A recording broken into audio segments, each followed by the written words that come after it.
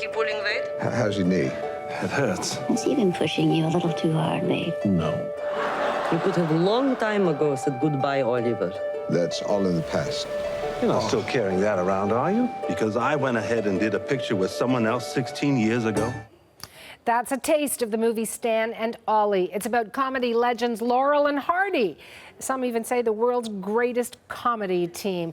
And this film picks up their story after their glory days of Hollywood are over. We've got CBC film critic Eli Glasner here to tell us all about it. I mean, many of us have laughed with that duo. They are iconic. How does this film tell their story? You need the right actors. And so I think that was the real challenge. I mean, so many people know that even just the silhouettes, the faces, the expressions, how do you do that?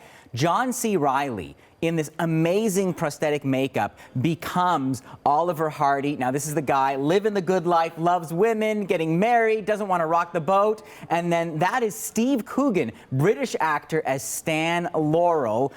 Goof on film, but in real life, he's actually the brain churning out the scripts. And you see them doing their little dance. And like, it's so simple, but so silly and so sublime. And the whimsy, and you see how there's two people just in sabbatical. They are in sync with each other. Now, this is at the beginning, 1937. They are at the height of their fame, but Stan, not happy with the studio deal, and so he has it out with the big boss, Hal Roach. Let's take a look. What are you looking for, Stan? I'm looking for a fair price for a Laurel and Hardy picture, and you know it. Our pictures sell all around the world, and we haven't got a dime. That's because we keep getting divorced. No, it's because you're a cheapskate who got rich off our backs. Oh, come on now, Stan. He is. He's a cheapskate, a skinflint, and a parvenu. A parvenu? He thinks because my contract's up and yours isn't, that I won't be able to go anyplace else, and I'll have to take what he's offering.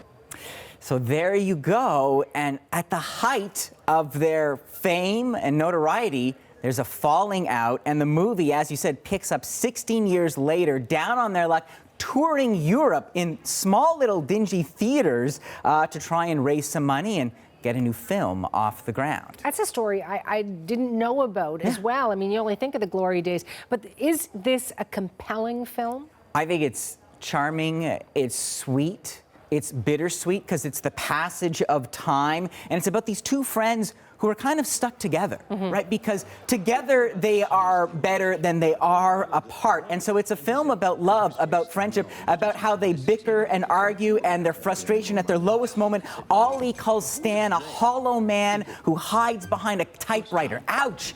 And you know, they're arguing and the audience are watching them and they laugh. Because from the outside, it's Laurel and Hardy. And then the wives arrive, Shirley Henderson and Stephanie Hyam, and they're just as different as Laurel and Hardy. The problem is Stan isn't really being honest about their chances for this new movie they've been chasing. Oliver is facing health challenges, but they can't quit each other. So it captures the magic they made on camera. They made, and those theaters, they actually shot this in some of the real theaters they toured on in Britain. And sometimes they're performing just for anyone. Like this scene where they're just checking into the hotel and they can't help themselves. So there's Stan bringing in the luggage and then, well, take a look. Now, can't you see she's standing right there? You don't need to ring that bell.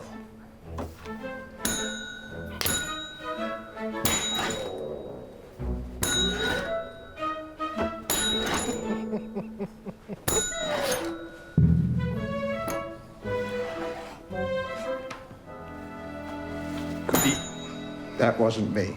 I mean, It's great. like, it's just in their DNA, right? Like, it just spills out of them, and it captures that, but it also captures, like, the care of how they would compose, how they would always think about what to do, and even just brainstorming in the hotel. What if we did that? What if we did that? And they can't figure out a scene, so they just start talking it through, and it just comes out naturally. They said, Coogan and Reilly, they had to learn to love each other in order to become these characters, and you can see this is a movie made with care, fitting tribute. 4 stars out of 5, kind of the film we need right now, I think. And, you know, sometimes in a film like this where there aren't those words and it's not heavy on script, we relate better. Yeah, no, I mean, there's a universal aspect to their comedy. And I think from 6 to 65, you're going to get those moments because it's the human condition. It's just silly and fun and whimsical. Yeah, remember those days?